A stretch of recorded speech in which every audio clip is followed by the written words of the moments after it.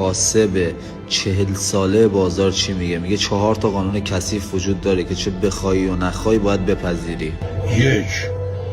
مظلوما همیشه تو این دنیا بازندن، باید حق تو بگیری حتی تو صف نونوایی.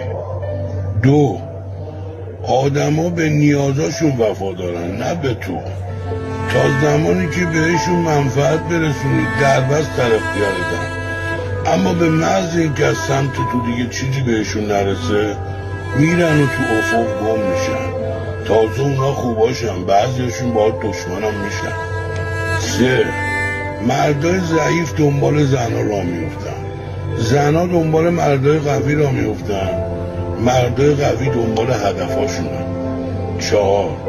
هیچ آدمی تو این دنیا خودشو برای تو به خطر نمیندازه که تو رو نجات بده. فقط 2 چیز تو رو نجات میده: اول خدا، دوم حساب بانکیت.